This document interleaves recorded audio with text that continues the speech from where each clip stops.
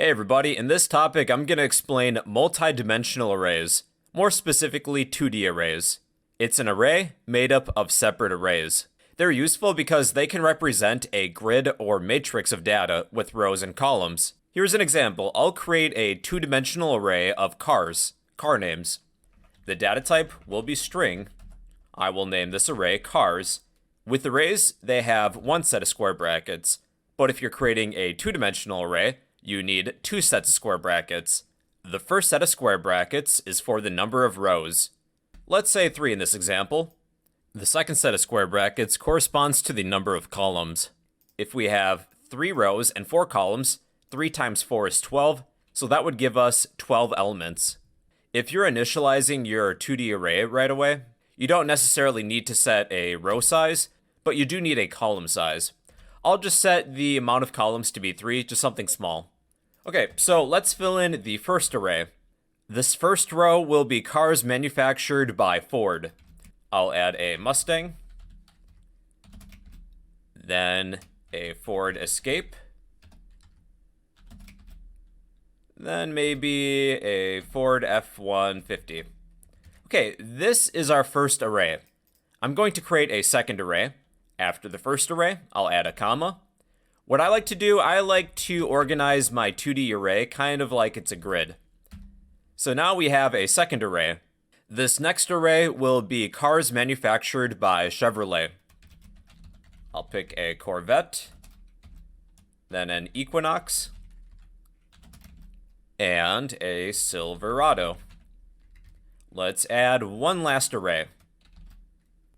These will be cars manufactured by Dodge. Challenger, Durango, Ram 1500.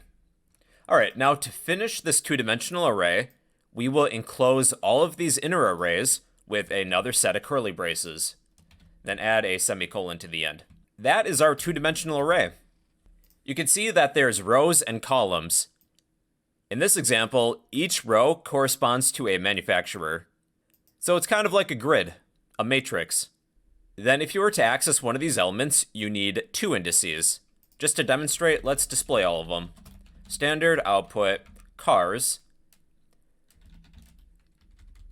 I need to select the row number, then the column number. Row 0, column 0. Let's see what car that is. I'm just going to add a space between these elements. Okay, row 0, column 0, that's my Mustang. Row 0, column 0, that's Mustang. Let's print the next element. That would be row 0, column 1. That is my Ford Escape. Row 0, column 1. I'm just going to zoom out. There. Then we have row 0, column 2.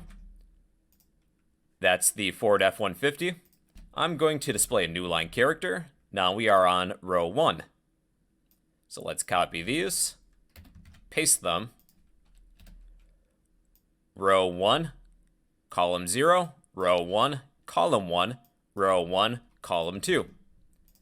So this next row is our cars manufactured by Chevrolet. We have our Corvette, our Equinox, then our Silverado. Then we will display row 2, row 2, column 0, row 2, column 1, row 2, column 2. And these are the cars manufactured by Dodge. We have our Challenger, Durango, Ram 1500. So yeah, you can see that a two-dimensional array is kind of like a grid, made up of rows and columns. Now, if we need to iterate over a two-dimensional array and display the elements, here's one way in which we can do that. We can use nested loops. But just to make it easy, I'm going to calculate the amount of rows and columns that we have. Let's begin with the rows. Int rows equals size of my array cars divided by the size of one of the elements. Cars at index 0 is good. Then to calculate the amount of columns that we have, we could do something like this. Int columns equals the size of cars at index of 0 divided by the size of one of the elements. So remember, there's 2 indices this time. 0, 0 is good. In this example, we should have 3 rows as well as 3 columns. Now let's create a for loop to iterate over the rows. Int I equals 0. I will continue this as long as I is less than the number of rows that we have. Then increment I by 1. I'm going to display cars at index of I, just for the time being. Then for now, I'm just going to add a new line between each. So if I was to display cars at index I, that should give us 3 memory addresses, 1 address for every inner array. This memory address is for the first array, then the second array, then the third array. What I need to do now to get the elements within each array is to create an inner loop. Let's use an inner for loop to iterate over each element within each array. Int j, because I is already taken, set this equal to 0. We will continue this for loop as long as j is less than the number of columns that we have. Increment j by 1. Now I'm going to display cars, and there's 2 indices. I, then j. I'm going to display a space between each of these. Okay, now we have 1 long line of text. So once we escape the inner for loop, I would just like to print a new line. I'll add standard output new line character. Okay, and here's our 2-dimensional array. The first row are for cars manufactured by Ford, then Chevrolet, then Dodge. That's how to iterate over a 2-dimensional array.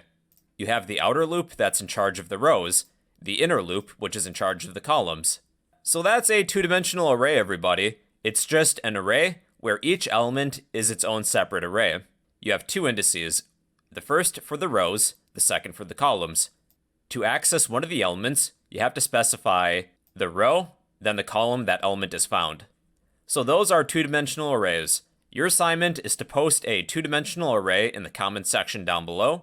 And well, yeah, those are 2-dimensional arrays in C++.